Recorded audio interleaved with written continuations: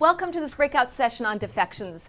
And the whole session, the whole workshop, we've been talking about different ways to mobilize people into nonviolent campaigns to win various goals.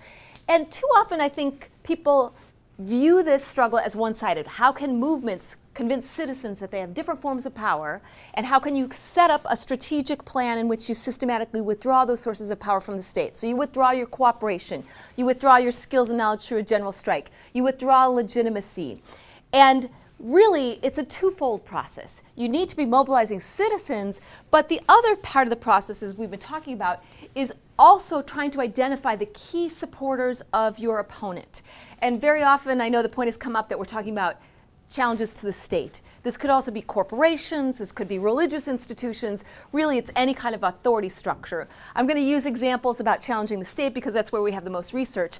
But the idea here is you mobilize the people, organize them into a series of campaigns, but simultaneously you try to figure out what are the main pillars of support for the state or for the institution you're challenging.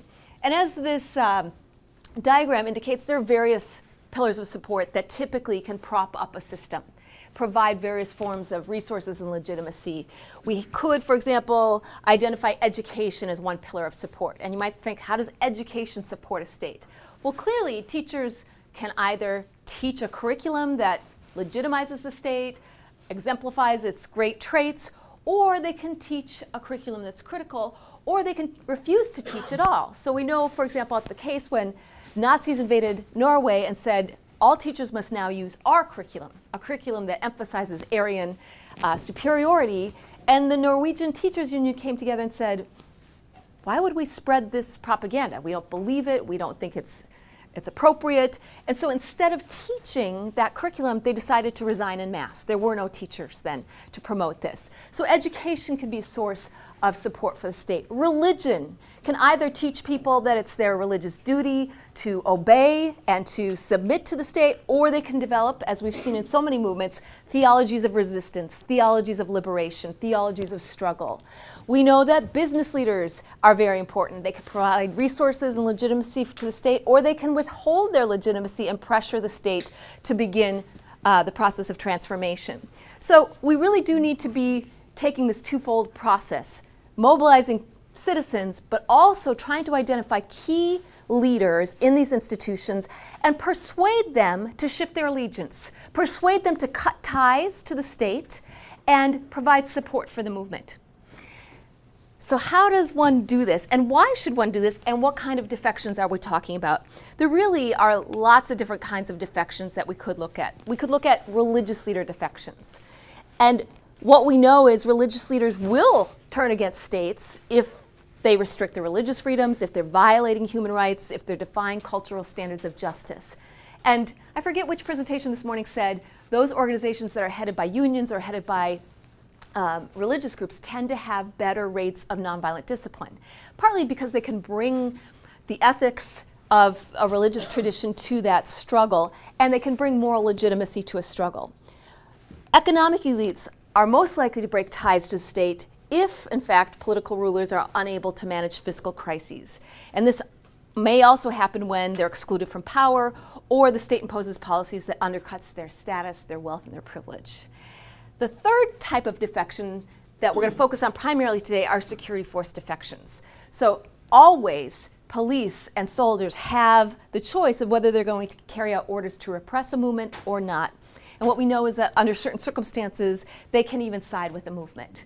So going back to that image, really the idea is identifying key leaders in each institution, making appeals for them to cut ties, hoping that they bring their resources and their leadership to the struggle. There are reasons for doing this. Not only does it weaken the state, but religious leaders can provide key resources. We've been talking about the civil rights movement. There's a very well-known sociologist who basically argues the civil rights movement in the United States would have had a very difficult time mobilizing without the black churches because they provided so much of the infrastructure. They provided meeting places. They used their staff to mimeograph copies about upcoming actions, make phone calls. They used their membership groups as a recruitment network. And of course, they brought moral legitimacy to the struggle. We know from research in the field of revolutions that economic elite defections also matter. In fact, there's very consistent research here that revolutions are not likely to win, whether they're violent or nonviolent, if they can't win over at least a segment of the business population. If the elites, economic elites, remain unified with the state, we have virtually no cases in which revolutionary movements succeed. So winning them over matters as well. But the one we're going to focus on today are security force defections, largely because we have very strong evidence that this matters. I actually wrote a book that came out within weeks of Erica Chenoweth's book with Maria Stephan, and we both came to this conclusion. They did a statistical study, I did a comparative historical study, and we both came to the conclusion that security force defections seems to be a pivotal factor in the outcome of movements. Erica and Maria's study from 2011 actually has a very good statistical analysis of this, in which they say, if you can win over the security forces, your chances of winning increase 46 times. That's powerful. So what we want to focus on today then are defections. And honestly, I think we have a lot of learning to do about how we win over religious leaders, how we win over educational leaders, how we win over business leaders. It's an understudied area.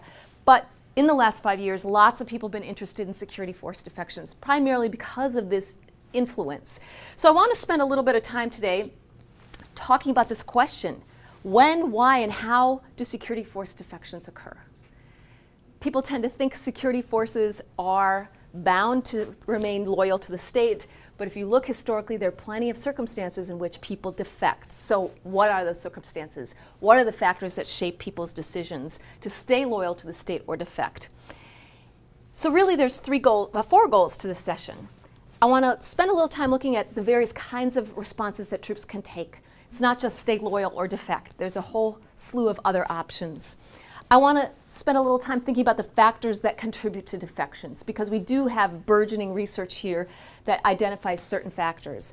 I want to spend a little bit of time going over a few cases in which we can see the military defecting, the military staying loyal, and the military splitting, and trying to figure out what are the factors that mattered there. And then finally, I think it's important that we reflect on the consequences of defections. When Erica's book came out, there was all this interest. 46 times greater chance of winning if you get defections to occur. That is powerful. But on the other hand, we have to think critically about, are there problems that occur when the military sides with the movement? What are those problems? How should civil resistors respond when there's interest in the military of joining their cause? So those are what I'd like to accomplish, and of course leave plenty of time to discuss this, because I know some of you have experience in the military and have lived realities of how these factors play out. All right, let me start by talking about security force responses. As I said, there aren't just two choices, stay loyal or defect. Really, there's a spectrum of troop responses. And on the far end here, of course, is loyalty, where soldiers dutifully carry out all orders and remain loyal to the state. But if you move a little bit down that spectrum, we have shirking. And in shirking, what you have are troops who don't outright disobey orders, but they just pretend they don't understand them and therefore carry them out incorrectly, or they pretend that they did it when they actually didn't do it. It's a way of not carrying out these orders, but not overtly rebelling. Why would anyone shirk rather than just say, I'm not going to carry out these orders? What's the advantage of shirking for your typical soldier? No repercussions. Exactly. I was talking with Yvonne about this morning. He said, you know, if you refuse an order, you can be prosecuted for insubordination. If you're incompetent, they don't usually punish you, right? Maybe they don't promote you, but it's safer. You can always have an air of plausible deniability. Oh, I wasn't refusing orders, I just misunderstood. So that's one possibility, that soldiers don't really want to carry out the orders, but they just pretend to do it incorrectly, or they pretend to have misunderstood rather than overtly disobeying. Selective compliance. This is when troops simply become unreliable. They'll carry out some orders, but they'll ignore others. Often, they don't state which ones they're going to follow and which ones they'll refuse. Sometimes they do. In 1989, in the German Democratic Republic in East Germany, a growing number of soldiers were uncomfortable with what they thought were impending orders to repress protesters. they were recruits, and these were their friends, these were their family members who were in the movement, and they really were reluctant to go and arrest them or attack them. So groups of different units went to their superior officers and said, you know, if you order us to protect buildings, if there's damage that's going to occur to a building, we'll protect it. But if you order us to shoot into a crowd, we're not going to do it.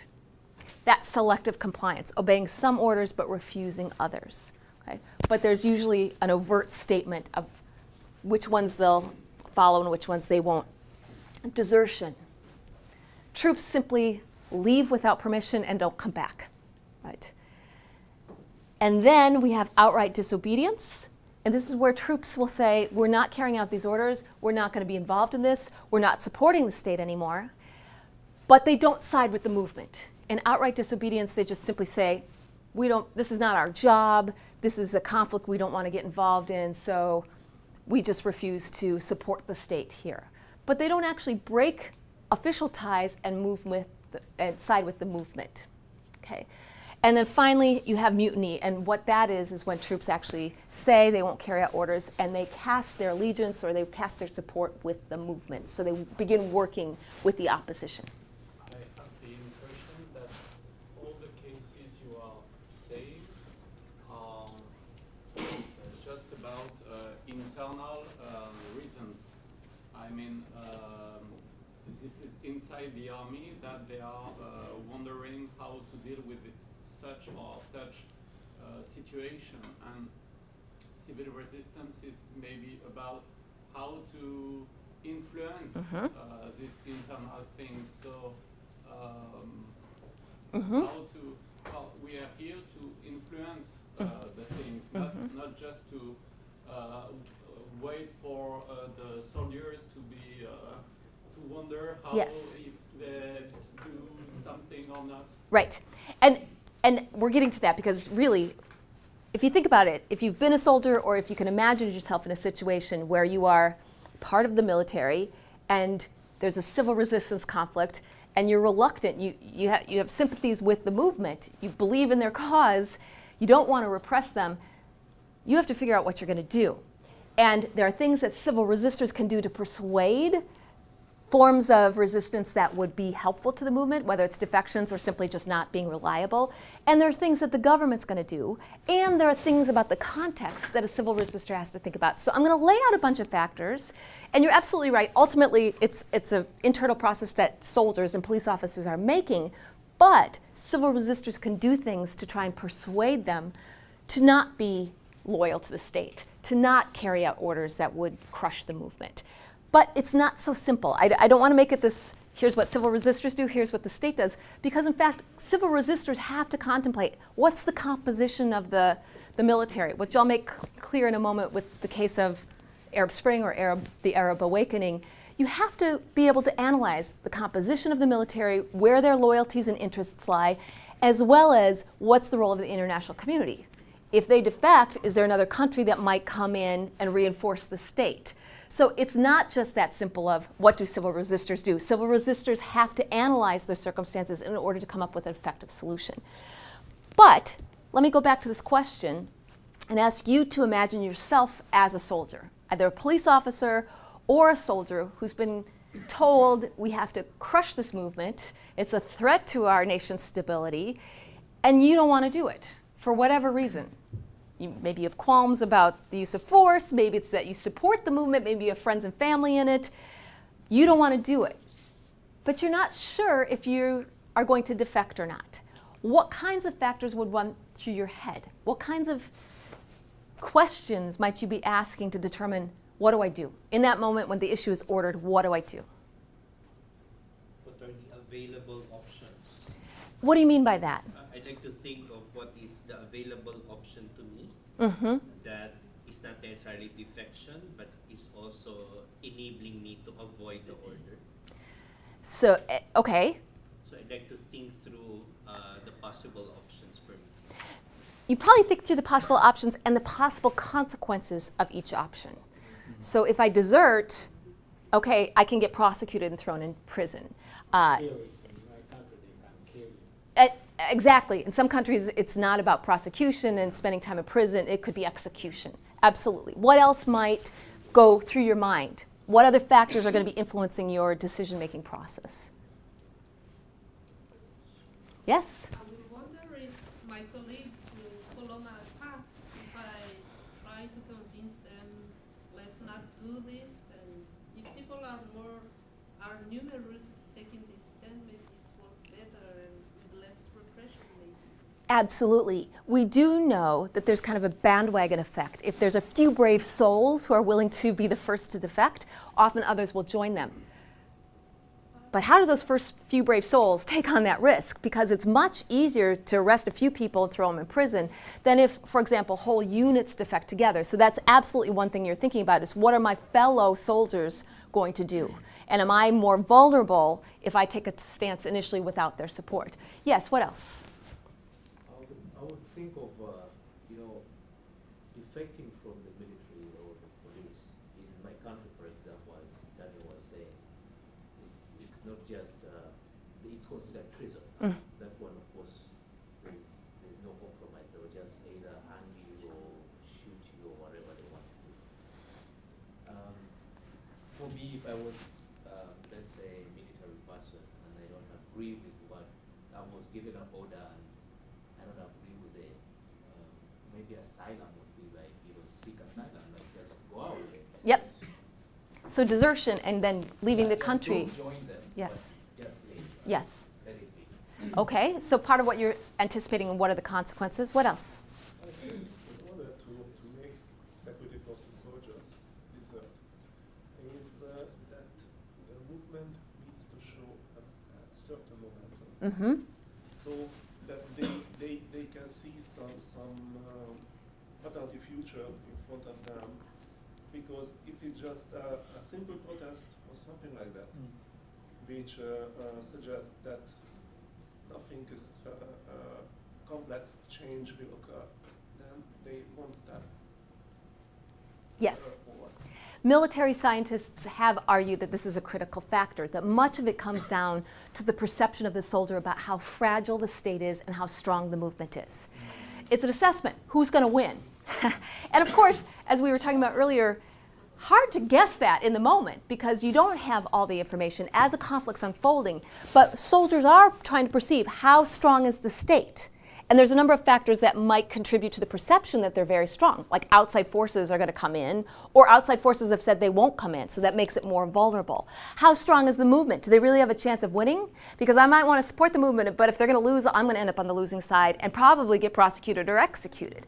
So we do know that the perceptions about state fragility and movement strength matter a lot. Problem is, they're predictive, right? People are trying to guess who's going to win in the end, and that's not always easy to do, to predict accurately. Yes? One thing to take into account is the opinions of the people around you, family, friends. So if your friends and family are opposed to it, saying how can you carry out these oppressive acts, you're going to be more reluctant to do so? Yes, and connected to the assessment whether it's going to be effective, of course. And conversely, if your friends and family are saying you must do this is your patriotic duty, will reject you if you don't, that's going to play out in your thinking process as well. Yes, Mohammed. Yes, I just want to support his argument that if we look at the scenario of the Nepal in 2006 political movements, the role of military was completely loyal, and at the end they were very much supportive toward the peoples, because actually they also calculate the outside situations.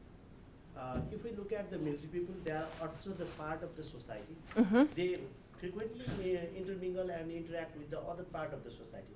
If you look at the political movements in everywhere, and I just want to share our experience of the Nepal. In first few days, military people try to become more cruel to the peoples, or other security agency people also try to become cruel to the peoples.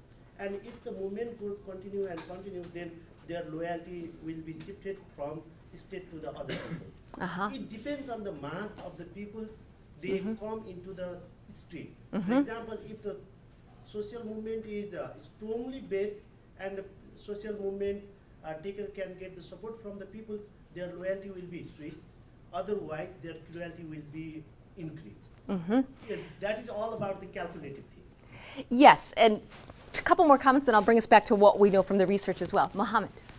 I think there are economic reasons also behind it.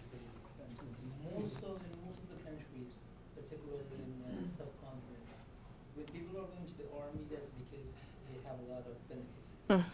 So I don't think they want to stand against a system that actually they benefit. So this is coming back to the question, well, why should we, focus on these factors rather than what civil resistors can do? This is part of your equation. If the military provides lots of benefits to people, they're going to be less likely to defect. So you have to analyze the composition of the military, both in terms of what people get from it or where their allegiances lie. And certainly, this is wonderful. You guys are coming up with all the answers that the research has. I'll just put it into a nice little format for you. One more comment, and then I'll move us along. I think from our experience in Kenya, what the police usually do is they perform, as in they undertake the orders, but in the process of doing so, they tell you quietly and in that safe zone that we really support you. We're just doing this because they're orders, but you guys are actually fighting for our rights. But at that same time, they're arresting you. And they're saying we just have to do this, but we are with you. So sometimes it doesn't make sense. Yes. But then. And what I wanted to do in this conversation is to give you a sense of how precarious it is for soldiers, right? Sometimes we can portray them as, they're the defenders of the state, they're the muscle that keeps these dictators in power. But in fact, their lives are on the line. And we need to have a certain amount of sympathy for their plight. And also I want you to have a sense of, okay, there's a lot involved here, that it's not just so simple as saying, come on, to our side. Like, they have to think through in the moment, what are the costs to me? What are the risks? And much of that information is not tangible. So guessing how many people will join me if I defect. How are you going to know that in advance? You might have some conversations. How much support do we have from the police? Maybe you get some inklings, but it's really hard to know because you can't really, especially in an authoritarian context, talk openly about defecting. So they're in a precarious situation where they have a lot on the line and they don't exactly know how things are going to unfold, and they're trying to predict it based on their assessment of regime fragility, of movement strength, of the costs and the benefits, the risks to them. So let me just share with you what we know. And what we know is so people kind of summarize 10 things. There's certain things that the regime can do to try and keep them loyal. Then civil resistors are doing other things to undermine their loyalty. And then there's the broader structural context that we have to look at. And all of these are going on simultaneously. So, of course, states are trying to keep their troops loyal. If you can't count on your soldiers to dutifully carry out orders, you really are losing your control. That's one of the elements of Gene Sharp's model, that as soon as you lose that sanctioning power, it's really hard to maintain control. So states, of course, have practices, regime tactics for maintaining loyalty. Often what they do is punish people. If you defect, we'll execute you. If you defect, we'll court-martial you and put you in prison.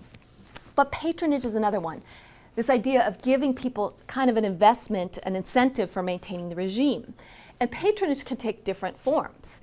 Often it's regulated, so if you provide your military with great salaries and nice living quarters and the latest weaponry and a lot of status and prestige, people may be reluctant to give that up, right?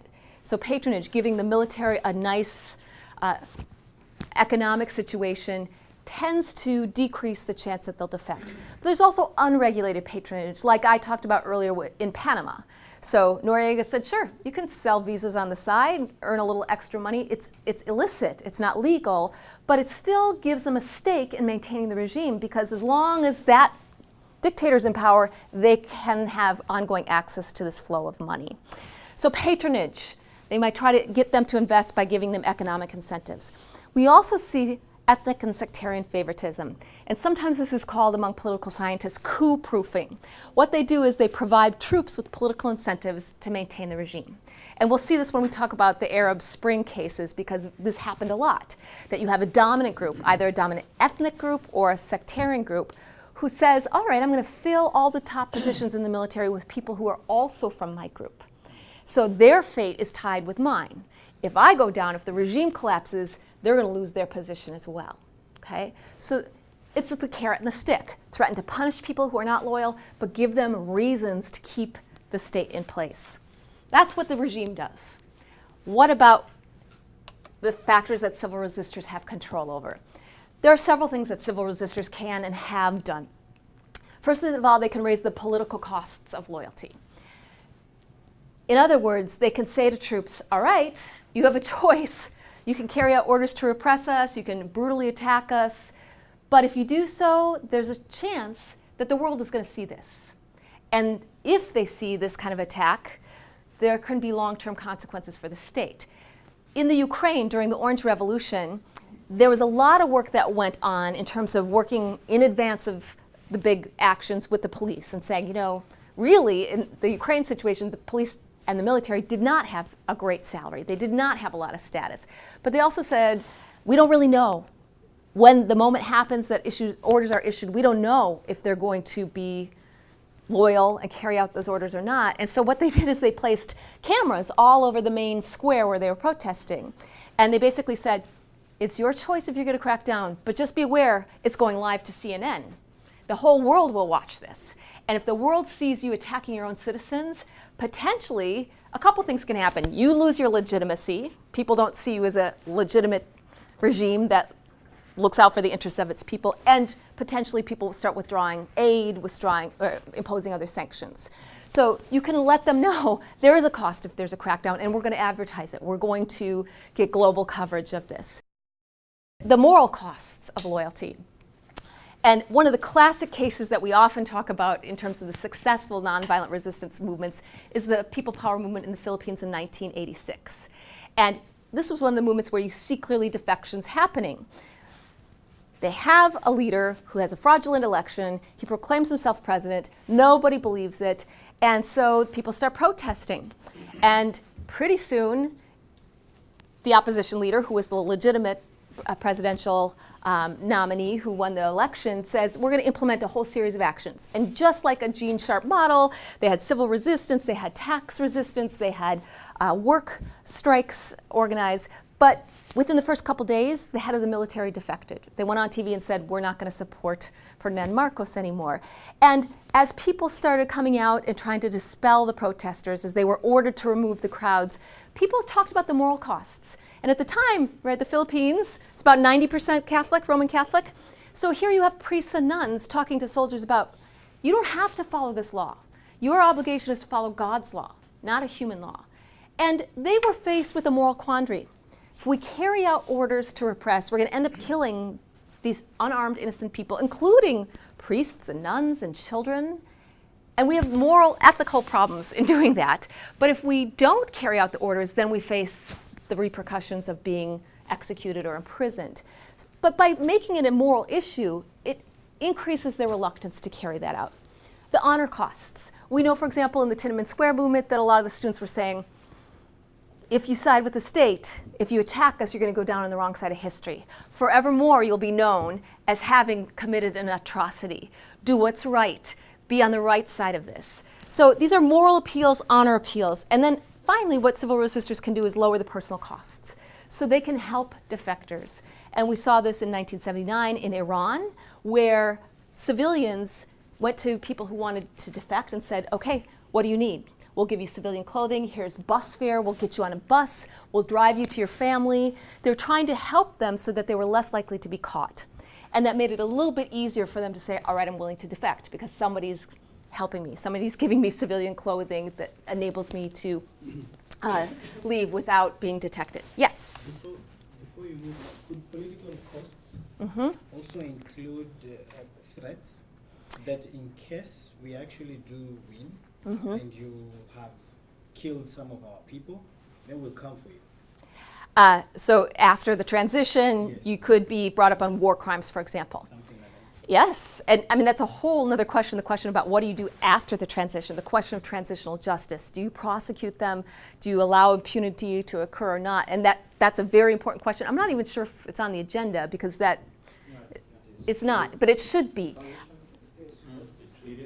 It is. Is it not a political raising? It could be, yes, you could put it as a political cost. Like, we're a strong movement, we're likely to win. If we win, you could be prosecuted for war crimes. So all of these things are part of the calculations in soldiers' minds. The other thing I want to emphasize is the structural design or macro factors that affect it. So the way the military is set up matters. It could be that the military is set up in such a way that officers, right, have their political ties linked to the state, but it could also be something like, I think we've been talking about Tunisia as a case in the Arab Spring, that where basically the military said, we're not going to carry out orders to repress, and they did it because they said, that's not our job. Our job, the mission of the military in Tunisia, is basically to protect our borders and actually to help in times of natural disaster. That's what we do. We help people, we defend them. We don't get involved in the political machinations of the state. Our job is not to protect a corrupt leader. Our job is to protect our borders. So they basically said, not our jurisdiction, not our job, we're withdrawing. One of the things that the political science research has shown is natural resources are often linked with loyalty. And I bring this up because it goes back again to that economic issue. What we've seen is oil-rich states often have a harder time inducing defections in their military. Why? Oil revenues allow the state to put a lot of money into their military. So again, they often have good salaries, they have good living conditions, and they don't want to give that up. So these are factors you need to think about. It's not just how do I convince an individual soldier, but all these other factors. Are there resources that can be used to keep them loyal through these economic incentives? And then finally, going back to this issue of how stable the regime is, you have to look at the international ties and alliances. So you might say, oh, the state looks like it's weakening, but I think there are other countries that might come to their aid to shore up their power. Like the US or Eastern Europe. So periodically after World War II, various socialist regimes in Eastern Europe would have uprisings, East Germany, Czechoslovakia, and what did the Soviet Union do? They sent in troops. So even if your state's getting precariously vulnerable, there's always the possibility that they won't collapse because the Kremlin's got their troops coming in to strengthen it. So what I'm saying is, as civil resistors, you do want to encourage the military to not carry out repressive orders. That's going to increase your chance of winning, but there's a lot of factors that go into these decisions. It's not just simple. There's at least 10 things that are running through the minds of soldiers. Yes? Correct me if I'm mistaken, but it seems to me that all of this issue with the defection can relate only to the maximalist civil resistance campaign. So whenever we are dealing with a lesser value campaign about corruption or something like that, we cannot count on creating defection. Yeah, and honestly, you're right. The research is limited to wanting major political transformation. It may be ousting someone, or it may be, finally implementing multi-party elections where democracy could bring in new leadership. But how does this translate to anti-corruption campaigns? How does this translate to a corporation that may have, military reinforcement? It gets more complicated. And if, I was just talking with Hardy, and he was saying, 10 years ago when we did this, we could fill up all the information about the movements in 2 days, and now there's just burgeoning research. So we need more research on how this works outside of a context in which people are challenging an authoritarian regime. There's so much more room for research here. And in fact, on this topic, we know a lot about security force defections. We really don't know much about why business leaders defect, or why religious leaders defect, or why educational leaders defect. So those of you who are thinking about pursuing research, these are questions that are wide open. And looking at these models in other contexts are important too in terms of helping us refine these theories.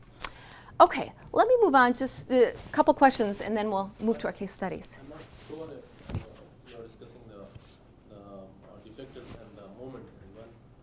You might be discussing that? The defectors? The movement and the resistance movement.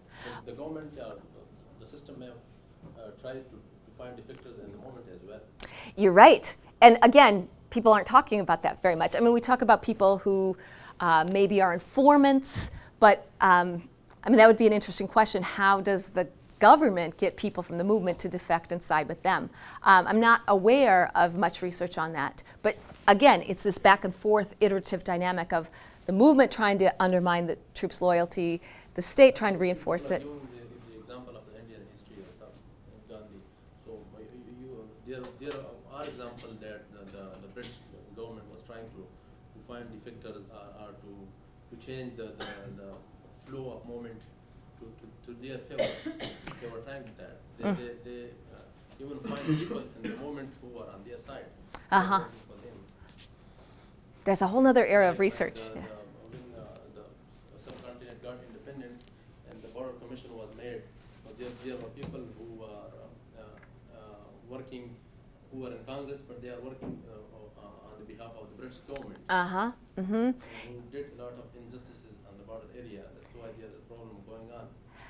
Yeah. Yeah. In this presentation, we're really focusing on just military defections to the movement, but certainly there could be reciprocal movements back and forth. I was just thinking about when we talk about defections in non-maximalist campaigns. You can just, from my point of view, you just target, for example, people from the administration when you are targeting, when you are doing anti-corruption campaigns, for example, because you don't have military, especially in some cases. So basically targeting and trying to get information from administrative people or let's say prosecution office or prosecutors. Right. Like that, or in the system who can give you information and so on.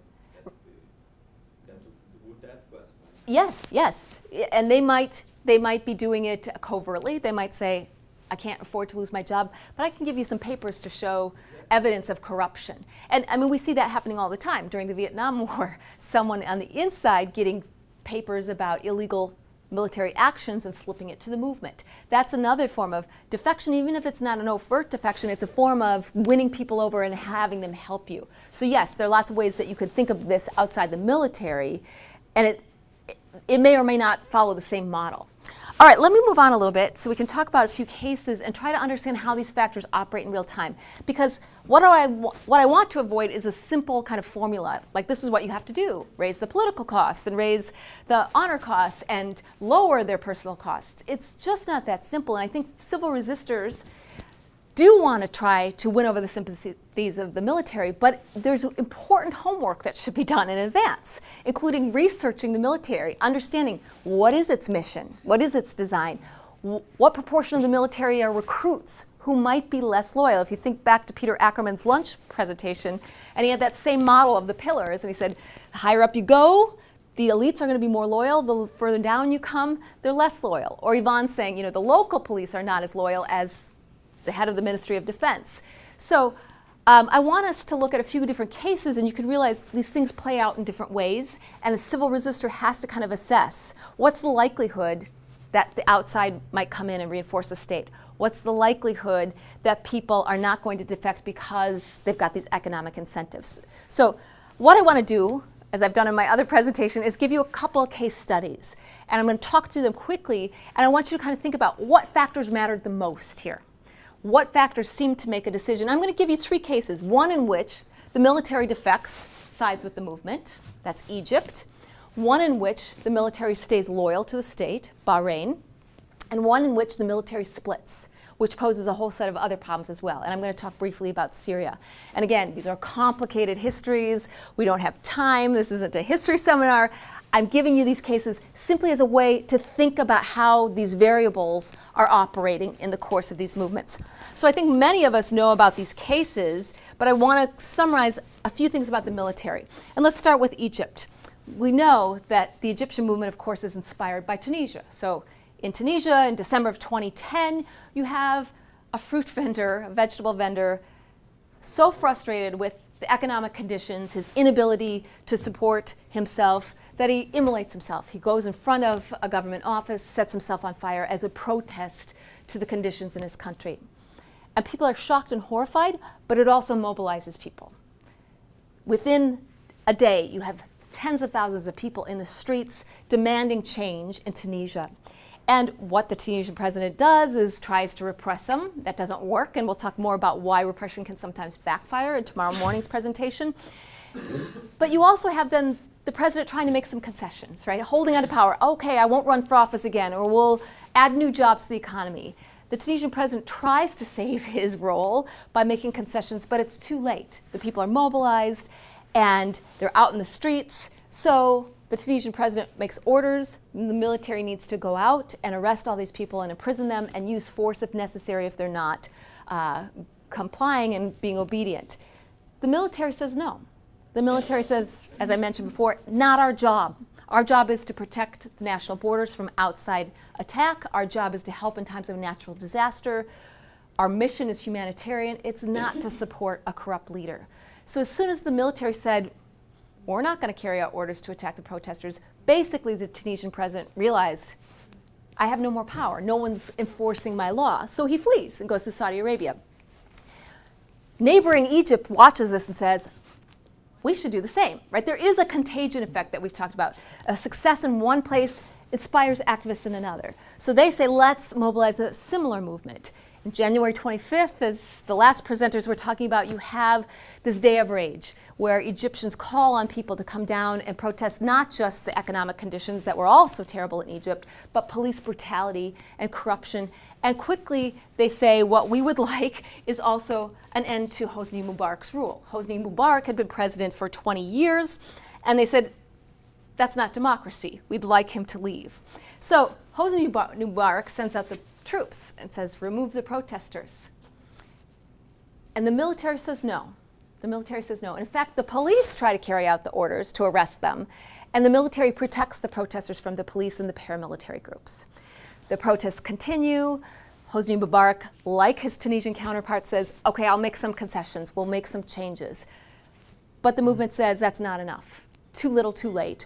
We want you to leave. We want you to resign. So once again, Hosni Mubarak says the troops need to go out and arrest the protesters, crack down, dispel the crowds using any means necessary. And at this point, the head of the army comes out and says, no, I've decided the military will not do that we're siding with the movement. And it wasn't just a few isolated individual troops, a few soldiers. It was the head of the military saying, I am giving orders to my troops to not listen to Hosni Mubarak. Why would they do this? Why would they do this? This is an interesting case that some people say is really rooted in financial interests. And what's interesting here is that basically Hosni Mubarak had had a policy of economic patronage. He had, for decades, allowed the military to acquire various industries and businesses. In fact, one analyst, one economist, estimated that the military controlled about 40% of the Egyptian economy. Right? Everything from making automobiles and refrigerators to gasoline stations. And he had done that as a way to keep them loyal. Right? Let me give them different businesses they can run to enrich the military. And he had also secured lots of new weaponry from the US in military aid. And so they had, in fact, stayed loyal. So why would they change? The reason, according to some scholars, is because Hosni Mubarak was getting ready to retire, and he planned to hand over the presidential office to his son, Gamal Mubarak. Not very democratic to hand it off to your son, but that was the plan. And Gamal Mubarak had different ideas. He thought that this was not a good idea to have the military running these industries, and he planned to privatize them. So some scholars say the military recognized that if they supported Hosni Mubarak, and the plan went into play that he would pass off the office to his son, they'd lose all those industries and businesses that they owned. So there's a financial incentive, but in a different way. The financial incentive is if we can bring about change, then maybe the military gets to keep these industries. There were other things going on as well. First of all, that's one, I'm only saying this is one factor. It's certainly, and I'm not trying to. They were going to support the Ikhwan because they were the easier foe to address later on, because Hosni Mubarak was getting stronger and stronger, and he was going to bring about some of the constitutional changes that he eventually, as you say, wanted to transfer power to Jamal. But that was the point that they really took an opportunity to depose him, and with the presidentship of Morsi, that was easier for them. It took them less than 10 months to depose him for that. A similar kind of a situation went in Pakistan as well, when Pervez Musharraf was being taken care of. And in the case of Imran Khan movement, when he was saying that we have an umpire who will raise his finger, as in cricket, that it goes out. So he was relying on that umpire, but eventually the military said, no, we are not standing with any side of that. So there are different perspectives to these stories. Absolutely, and I'm not giving you the whole one, but what I am saying is these factors that we've looked at, you could see how it's playing out. There's an economic incentive at play. There's also a political incentive, right? So if they had basically said, we'll support Hosni Mubarak, they had the potential to alienate the US administration, who in the beginning was supportive of Mubarak, and then began to shift and say, oh, maybe it is time for a change. And so, what if they had kind of gone against the Obama administrations? They were jeopardizing that $1.3 billion in military aid. So there was something at stake. Pardon me? They're playing smart. Well, that may sound cynical, but the fact is they're looking out for the interests, right? They will. We have to be practical. They'll look out for their interests. It's not to say that there weren't people in the military who genuinely wanted these changes for political reasons, who genuinely felt like democracy was something they wanted to strive for. I'm not denying that at all. But there are these key institutional interests that play out here. And the other thing is, you have defections, or you have basically the head of the military saying, we won't carry it out. That's less risky when the head of the institution says, as a whole, we won't do it. It's much riskier for a few individual soldiers to say, we're going to defect, or we're going to desert, because they're vulnerable. How do you put a whole military in the prison? I don't know what the size is of the Egyptian military, but and who would even arrest them and put them there?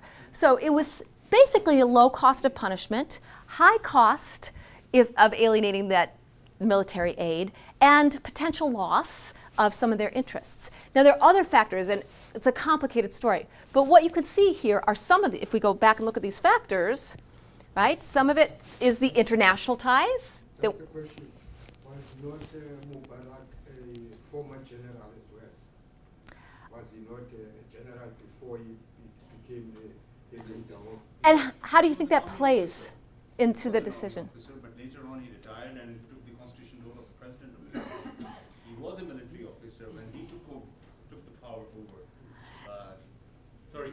Yeah, these are obviously complicated situations. All I'm trying to do is highlight there are these factors that we have to look at, right? Can I also make one observation? Mm-hmm. Is it also possible that possibly you don't give the wealth, the economic incentives to be in control of the army, but actually you make them always want to come to you? Because you're saying they had 40% control. And if that 40% remained within the government, but then they were being given, for instance, every month, then that would have created the supply and demand. But now they had the 40% on themselves. So they didn't actually need the president. So could that also be? Yes, and that kind of goes to this issue of structural design. So we see this, for example, in Chile, when Pinochet was trying to hold on to power. The military basically said, look, our interests are protected by the Constitution one way or another. So it doesn't really matter to us if he stays in office or leaves. And that, their budget could not be altered because it was constitutionally derived. So these are lots of different things that the military is going to think about as looking after their institutional interests. Let's talk about a different case, Bahrain, where the military stays loyal. And of course, again, as we're talking about these contagion effects, what you see are people observing, whether it was Eastern Europe in 1989 or the Arab awakenings in 2011, people are watching other countries and getting inspired and thinking we can use these same tactics. The issue is their countries aren't exactly identical, and their militaries are not identical. And so you could see this in Bahrain. So in Bahrain, you have basically people who had been protesting for some time. Bahrain had been a British protectorate. And in 1971, the British handed over control to the royal Khalifa family, and they, in 1973, instituted a constitutional monarchy. So they maintained political supremacy, but they had a national assembly. But as soon as they created that, there were some interests that emerged as problematic. And let's see if I have here. So one of the things that came up is that one of the major tensions that erupted is that the Khalifa family, which dominated all the highest political and military posts, are Sunni Muslims, but 70% of Bahrain's population are Shia Muslims. And the Shia Muslims didn't have equal access to education, to housing. They suffered higher unemployment rates than their Sunni counterparts. So already at the formation, you have this Shia population saying, we need changes, but the military and the political systems dominated by the Khalifa family, and they engaged in sectarian favoritism.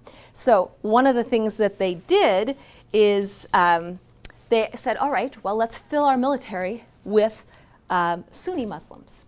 But proportionately, they didn't have enough. So they actually started recruiting Sunni Muslims from other countries, Pakistan, Yemen, Jordan, and said, come and join our military, we'll pay you well, and we will give you political naturalization. You can become a citizen here after a certain term of service.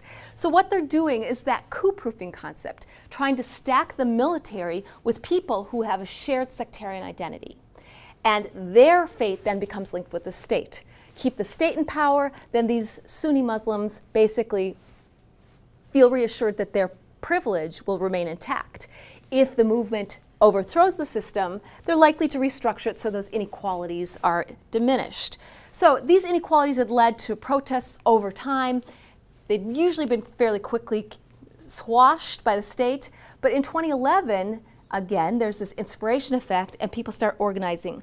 And they hold demonstrations, they're calling for an end to this political naturalization, they're calling for an end to human rights abuses, and they're able to mobilize a lot of people.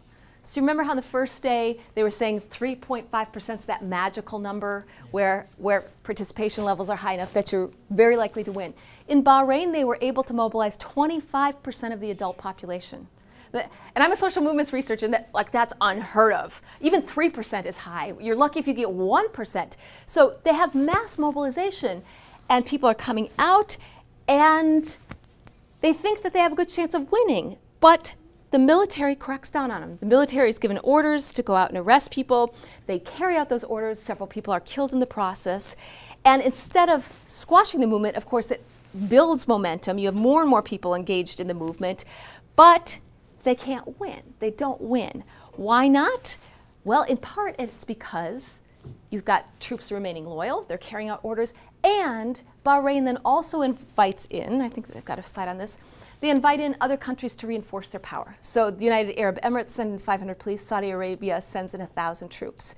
And they also are thinking, the US is going to be reluctant to sanction us because they have a very important military base there, that it's strategically important to the US.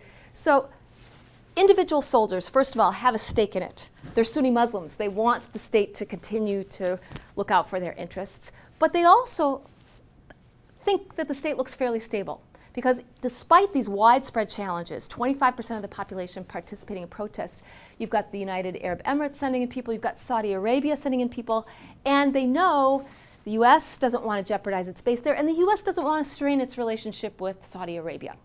So again, you have to think about those structural factors. You have to think about international relations. It's not just your state and that you're looking at, but also the other players. So then let's go real quickly to Syria, and then we can kind of talk about, all right, how do these factors play out, but more importantly, what happens when the military does side with you? So Syria, in the news all the time these days, so similar to other Middle Eastern and Northern African countries in the sense that you have a movement emerging trying to change the really high unemployment rates, the human rights abuses, and of course in Syria they'd been living under 50 years of emergency rule. They'd been controlled by 50 years by the Ba'ath Party, and basically they kept a lid on protests through a state of emergency. For 50 years they had a state of emergency. But in January of 2011, a citizen sets himself on fire, emulating that Tunisian actor a few months earlier. And in response, you have small demonstrations erupting. But in the beginning, they're mostly in the outside provinces, and they're pretty quickly subdued. But eventually, you have thousands, tens of thousands demonstrating in major cities across Syria. And with the expanded resistance comes expanded repression. So the Syrian state sends out snipers, they send out tanks, and they start attacking pretty ruthlessly. In Bahrain, they kill a few dozen protesters. In Syria, at one point, there were 8,000 protesters killed. So this is just in the first few months of the movement. Now, again, we have to kind of look at the composition of the military. And what we have again here are sectarian identities playing a key part of it. So in Syria, about 11% of the population are Alawites, which is a small offshoot of Shia Islam, and 74% of the population are Sunni. But even though they're a minority, the Alawites hold most of the political positions and the political commander and security chief positions. In fact, one estimate is about 90% of all military officers are Alawite. And this is due, again, to that sectarian privilege that Alawite leaders had filled their military with people that they thought would, because of their shared identity, stay loyal to the state. However, the recruits, the rank and file, came from the Sunni population. And they're the ones who are being ordered out into the population to crush the movement.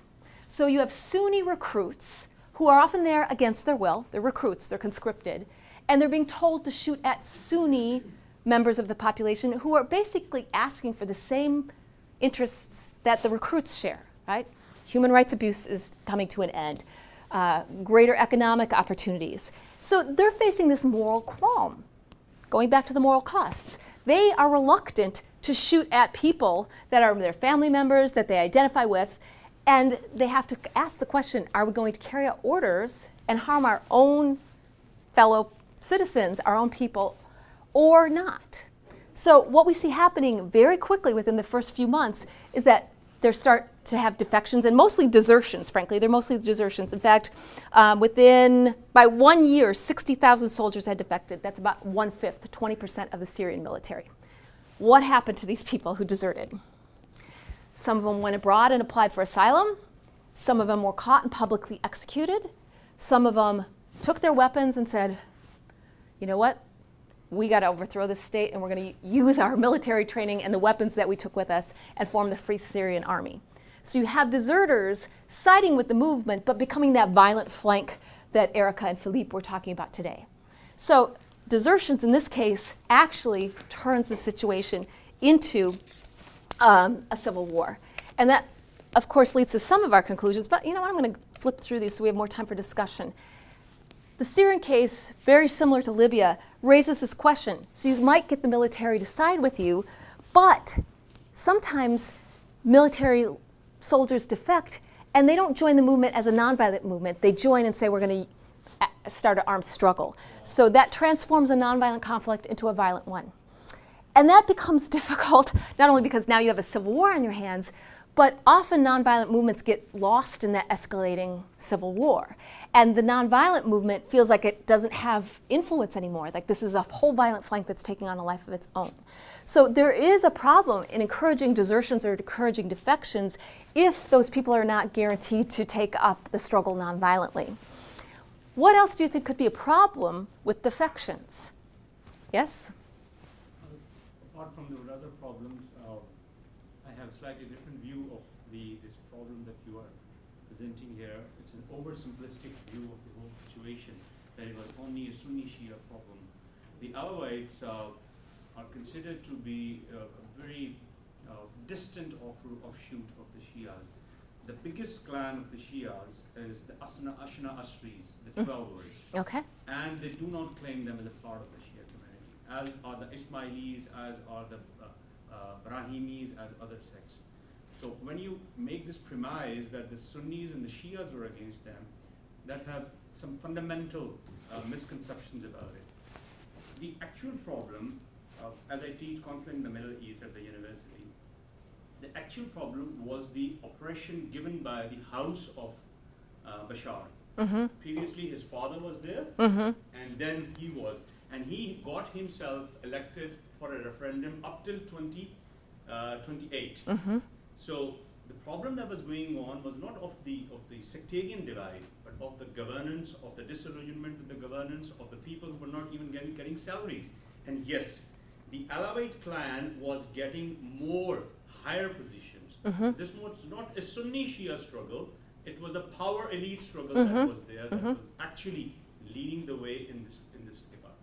Now, this here, as I was talking to you in the break as well, when you say that this led to defections and then this led to civil war, this is also a kind of a problematic. Now, here comes the Free Syrian Army that was supported, ably supported by the Saudis. Yes. Who did not want that kind of a thing transferred Right. out of Syria to Saudi Arabia, and that was supported by the US forces. Yes. Who were providing them tactics, who were providing them training, who were providing them weapons. All the weapons that were being used by the FSI was supplied by the US. Ironically, this Mm-hmm. FSI are Al-Qaeda, which are the enemy #1 in Afghanistan, and now they are standing support to them. Mm-hmm. Mm-hmm. So this is a different kind of a perspective on this whole story. Yes. So the defections are going on. The defections are in the name of no. There's another element that came up, that was the Kurd element up to in the north. When the ISIS came up in the northern side of Syria, particularly bordering Turkey and Iraq, these elements who were having sympathies inside the army of the Kurd support, they used to defect from that side. Even the ISIS supporters who thought that the Khilafah should be there, here comes the ideological concept. So who thought that the ideological concept of Khilafah and Abu Bakr Baghdadi should be here as the so-called Khalifa of Khalifatul Muslimin. Now, they also got some defections in this connection. So this is not only the Sunni Shia defections, there are these 3 to 4 big factors that have contributed to these defections. Right, I think the same thing is with Iraq too. In Iraq there was a problem with the Kurds too. Kurds were Sunni, it was still a problem. So it was not only Sunni and Shia faction or those. Yeah, the ethnic connection was there. Yes, and let me go back to my caveat at the beginning to say, I'm just going through these quickly I can't give all the historical details, and so I'm really grateful that we have resources here where people can. But what we want is a model. What I want for you to have is a model as you're thinking about military, what role is it going to play? It can end the movement like Tiananmen Square, or it can facilitate change.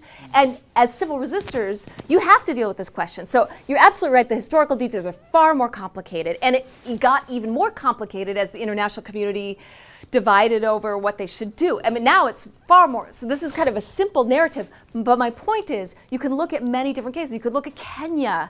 Daniel Arap Moi did the same sort of thing, stacking the military with people that he thought would be more loyal. It's your job as a civil resistor to say, what are the chances? What are the chances that there's going to be an international ally that gets involved? That complicates it, and it might strengthen the state. We know, for example, this is not my area of expertise, but when I was living in West Germany when the movement in East Germany happened, and it was very clear, my job was actually to work with peace activists on that side, and they very much felt emboldened when Gorbachev said, in the past we've sent troops to reinforce the states, we're not going to do that anymore. That clearly made a difference because all of a sudden an international player that had shored up the state was not there anymore. So my point is, I want to give you a few, kind of like the checklist, a few things to look at. What is the role of international actors? Are they going to come in and intervene, and how does that change the game? What is the role of the composition of the military? Do they have allegiances because of economic incentives? That's going to be hard for us to break. If they want to keep all their lucrative benefits, we have to consider how we counter that. If they are fearful of a transition that might undermine their privileges, how do we assuage those anxieties so that they're open to some kind of transition? So the complexities of each case are not going to fit neatly in a model. A theory is never going to explain every case because each case is distinct. But it gives you some analytical or conceptual tools, a checklist, if you will, to say, what's going on here? Can we appeal? Is there a shared religious identity, like in the Philippines, where Catholic priests and nuns could appeal to soldiers who were Catholic, and there was a common ground there? It doesn't always work, but you're trying to figure out what are the vulnerabilities of the military, what are our strengths, how do we facilitate this process? And because these situations are so complicated, and they get more complicated, you need to have a few things to look at, and that's all that I'm trying to do. Yes? In my country, Uganda, we have my friend General David Sejusa. He defected. He was head of military intelligence. He defected. Publicly? Yes. He went to the UK, was on BBC. He said the government, they were planning to kill the top military officers. He got the information and delisted them. Actually, one of them was killed. Actually, was poisoned and died. Then he was saying that he defected. He wanted to wage war against the government. Along the way, I think after like a year, then returned back home. I met him and we discussed. He was telling me we need to arms struggle and peace. You know, I was like, why do we go for war? Actually, we tried to mobilize people, but people were not coming to join him. And also the organizers, the people who we were with to organize free and fair elections. When I talked to them to admit him to be part of the campaigning process, they said no. He's still a spy, you know, because he was a chief, Mhm. a chief spy Mhm. in the government. So there were some concerns with him. Mhm. Like maybe they are playing tricks. But for Mhm. me, I know that he was genuine.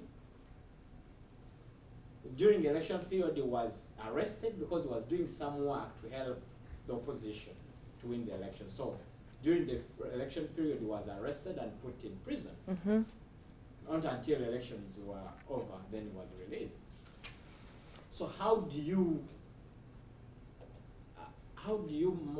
motivate people? Do you need to engage them before they defect and tell them your ideology, methods of work? Well, Because there are so many things that are coming in my mind as we are discussing this. Mhm. Yeah. What's the starting point? Oh, good point. But before we get to that, let me go to something else that you said, namely that people in Uganda weren't trusting this general. They're saying, Yes. how do we know he's being honest? Yes. Do we really want him on our side? And that's one of the other problems I think we have to be aware of when the military suddenly sides with the movement. This happened in Egypt, that all of a sudden the military is on the side of the people, but it basically kind of took over and some of the movement's interests got lost. And so some people are saying, you know, too much collusion between the military and the movement isn't necessarily good for the movement, because they may not have kind of the leadership potential, or their leadership gets lost in this process. They may be seen as colluding with the military and lose some legitimacy. So some scholars, including Erica Chenoweth, have said, maybe you don't want to work too closely with the military. Maybe actually what you want to encourage is not defection or mutiny where they side with you, but rather actually going to outright disobedience. If we looked at that spectrum, the Tunisian case. In Egypt, they basically said, we won't carry orders to repress, and now we're going to side with the movement, and we also want Mubarak out. In Tunisia, the military just kind of withdrew and said, we're not going to carry out these orders. And so it allowed the movement to stay independent. And I think that was good because it could keep pressing its agenda rather than having their agenda conflated with the military's agenda, which can be problematic. So coming back to the question then, you know, what can we do? Where's the starting point? Where's the starting point? I mean, I think one thing is to think about, rather than mutiny and getting the military on your side, is basically neutralizing that sanctioning power that the military has, being aware that too much collusion could undermine your movement. But let me turn it over to you and ask you that question. Of all these factors, I gave you 10 factors that could affect whether military troops, and it's military, and honestly, I think here's another limitation. We talk about the military, but there are other groups out there too. There are the police forces, there are the paramilitary groups, and so just winning over the military may not be sufficient if these other groups are still carrying out sanctions, are still imposing these crackdowns. So I think we do want to question, is mutiny the best option, or maybe just getting the military to kind of step out of the conflict is better? But I've given you 10 things to think about. Where do you think you should start? What should the starting point be? I don't know if I will answer, but I think of Colombia and the dilemma between justice and peace. Yes. And in Colombia, soldiers were paid to get people killed. It was, and the soldiers don't want to go to civil behind civil judges, but in front of military judges. And there are going to be peace agreements, and this peace agreement are very well. They don't know how to put where to put the thing between justice for the families whose members have been killed, and a good place for military. If the former President Uribe puts a high pressure on Santos, the actual president, and says, well, if you do not give good places to military, we will make a lot of noise. So for me, this is always a dilemma between peace and justice. When you give a lot of importance to army. In the other hand, you don't give justice to people who have been who have suffered from army. So it's kind of tricky thing. So are you saying if a movement's spending all this time trying to win over the military, it's not spending that time building up the communities? Is that what you're saying? There's a competing set of interests? If you want to achieve peace, you have to deal with justice. Mm-hmm. And if you want to deal with military, you won't have process. You won't have justice. So sometimes it's difficult. Mm-hmm. The Yeah. other way of looking at it is, why don't you just target the military? Because they seem to be a key player. If you have them, it's done. Who's the key player? The military. Yeah. Yeah, but if you win them over, you still potentially have these other problems. So it's not just that simple of, well, win the military over, because we see in Egypt, right, that the movement kind of lost their control. Or we see in Syria where some of the military defects and it actually causes a violent situation. Yes, the first, Eric? Okay. I think you should be ready to make compromises. You cannot count on winning everything over. Mm-hmm. That's all. Xavier. I like your qualification about number 2, because after the People Power 1986 in the Philippines, Yeah. where we realized the tipping point was the head of military defecting. Right. It was much celebrated in the entire world and even replicated in other countries.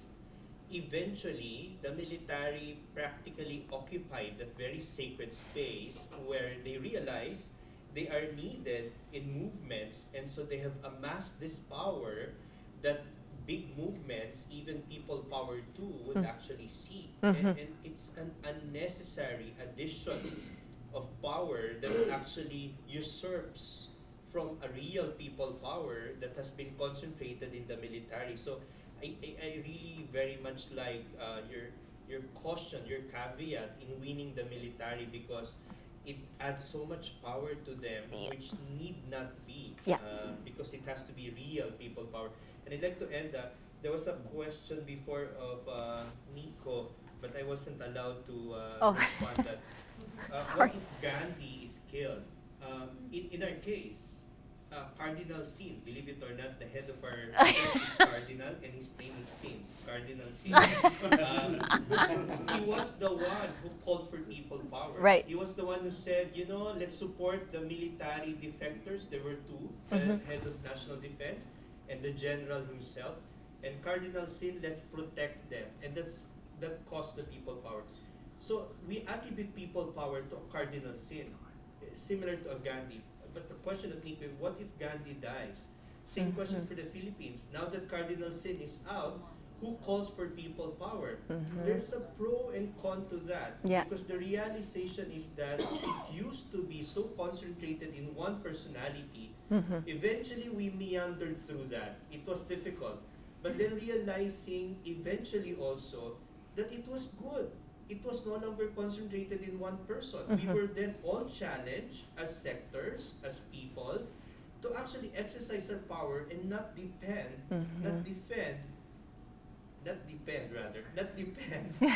on one person, that we should really exercise our own power. So that was the flip side of a loss of a leader.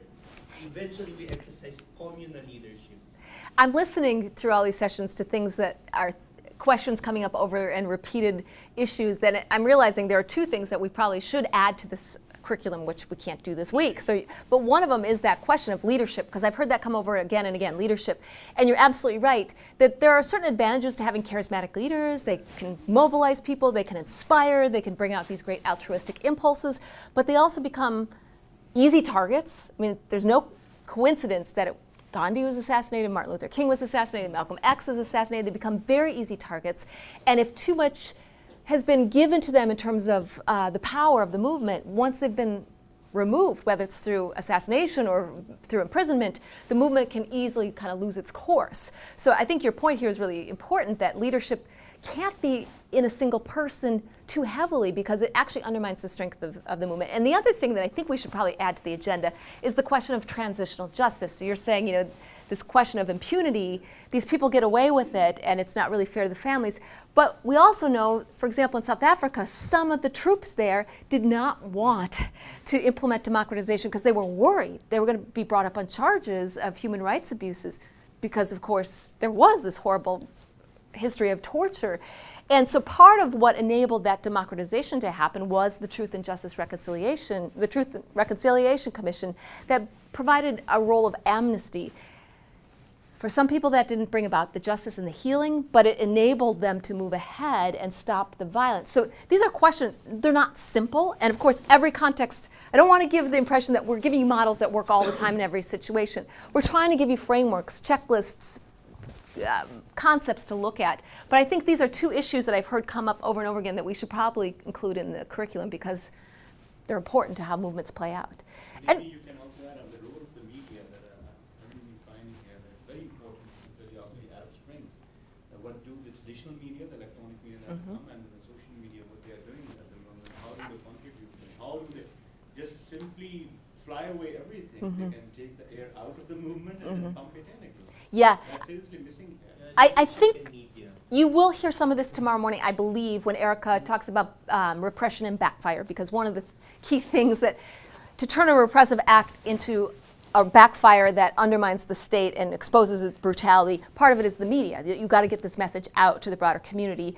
And the state's also going to put out its media that basically justifies this or depicts the nonviolent activists as terrorists. So you're absolutely right. Media, I think, will come up tomorrow, but that is an essential component as well. From people we haven't heard from yet. Okay. Should we also consider the issue of timing? Yeah. When to do certain things and when not to do them? I'm looking at like even the 2 points you put there. To me, both are important. Only depends on when to do what. I really wish Yvonne were here this morning because we had coffee and talked about our joint presentation. And in Serbia, they did a lot to try and win over the military. And he wrote his master's thesis on this. And he said, best thing in Serbia was for the troops to just kind of play it low key, to not show their cards, so to speak, to kind of wait and see what was going to happen. And they kept dialoguing with them and saying, you know, if we come into power, we'll change your circumstances, we'll give you better salaries. Here are the advantages of siding with us and not carrying out these orders. But he said he went and got documents from the military that basically listed, here are the orders to crack down. But the troops just didn't show what they were going to do. They kind of played it in the middle, in part because they were looking to see, is the state going to fall? Do we want to go down with Milosevic or hopefully ride with the movement? And so timing is an issue. And you might not get the military quickly siding with you because for them, they're also looking at the circumstances and saying, is it safe?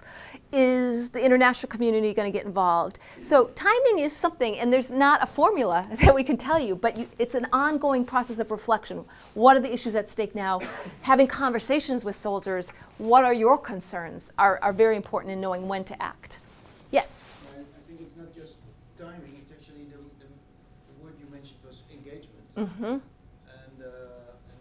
when we listen here, it's very much about foot soldiers and that kind of thing. But the engagement you're talking about is actually at a different level. Mm-hmm. And that is something that, of course, it depends about the situation, but to engage higher military ranks, especially because they are, well, some of them at least, also have some of the military values Mm-hmm. of a military.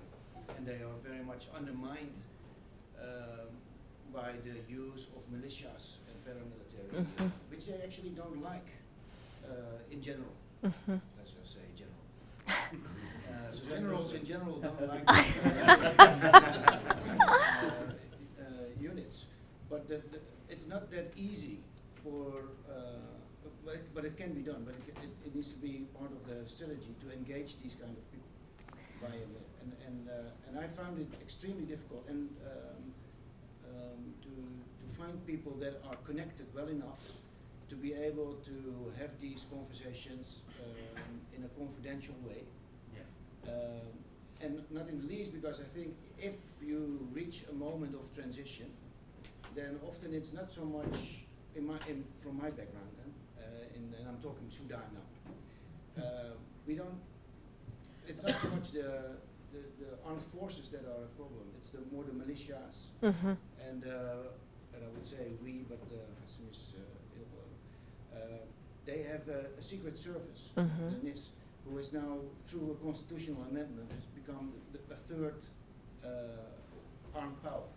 So they have their own army, and they can detain anyone, and they only have to report to the president, who is actually kept hostage by them. So they are getting extremely important. So if we have a transition, our problem is going to be security.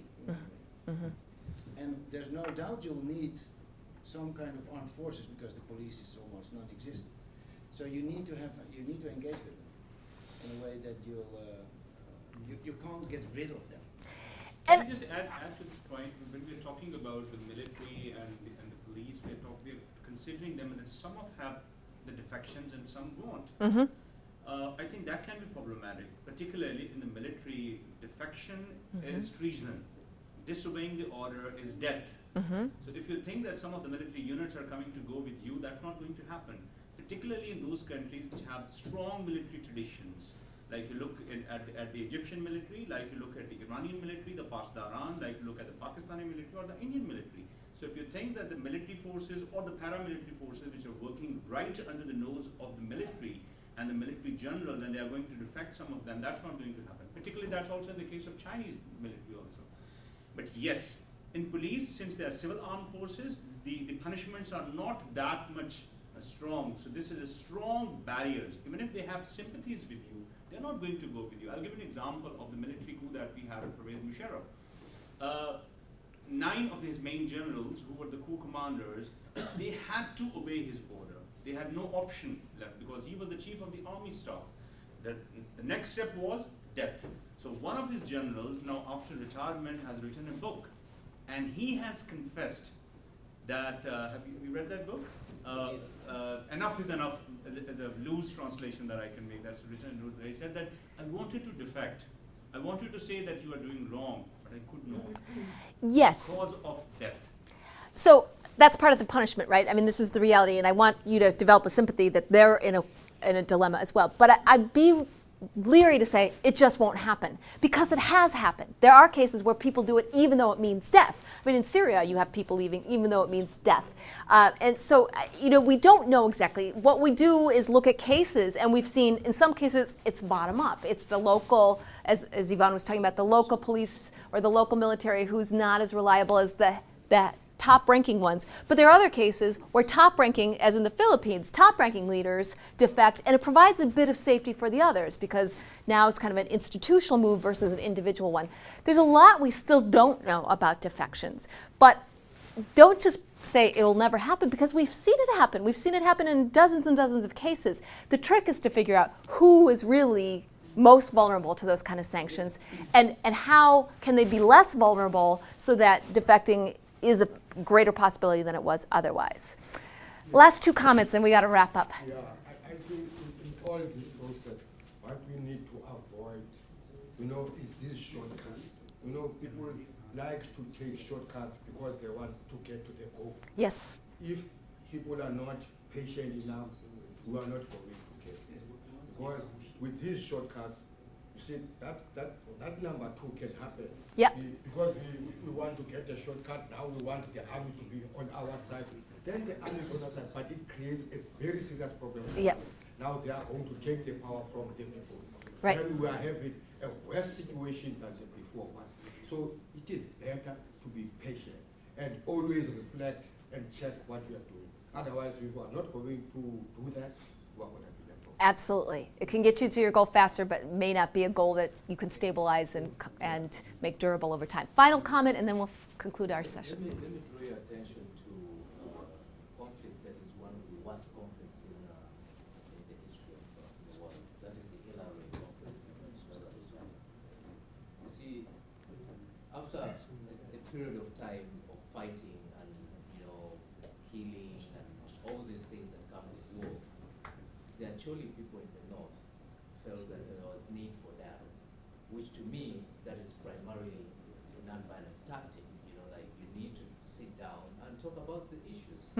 Let's hear the grievances, right? So there were a series of dialogues that were conducted to try and engage the LRA leader, who is Joseph Kony, to try to release people, especially the women and children and all those things. So the government was trying to use its own people to kind of like help, you know, religious people and all the local leaders and all these people to engage the leader of the LRA. But then in the process, you know, one of his generals wanted to defect, that is the likes of Odiambo and Vincent Oti. When he realized, it caused a big problem, because the government on this side and probably some of the elders would go around and say, well, we have won one person. You know, he's going to actually bring out our people. But when Joseph Kony knew, what happened? He killed all of them. And that affected the whole process. Because then there was a distortion of the bridge now. He trusted these links, you know, the likes of Vincent Oti and the Odiambos. But then at the end of the day, when there was one that went around that he is actually planning to defect, the whole thing died out. I think this is also why people are saying, you know, maybe our best bet is to get the military basically to withdraw from the situation, to say we're not going to impose sanctions, because there are all these potential problems that can arise. But nonetheless, I mean, I think my last slide here is to say we have to recognize that this matters, that the military plays a key role, and you need to be thinking about what can be done to neutralize that power, that sanctioning power that could kill off the movement, that could just demolish it, as in the Tiananmen Square, but not work too quickly or too closely with the military. So we know from the research that these defection factors have a big impact. We also, as nonviolent researchers, haven't paid that much attention to it up until 5 years ago, and so we're still learning. But what we know is it's something that has to be paid attention to. And as activists on the ground, you want to think through carefully, how's the military designed, where are the interests, where are the vulnerabilities, what role does the international community play? There's no formula. I don't have a, you know, here are the steps to win over the military, because it's just not that simple. And in fact, each military is different, and then there are the other actors, the paramilitaries and the police. But hopefully what this does is give you a way to begin thinking about the issues and give you a way to sympathize with soldiers who are in difficult situations, but also at the same time be critical of in your thinking about what role they should play in the movement.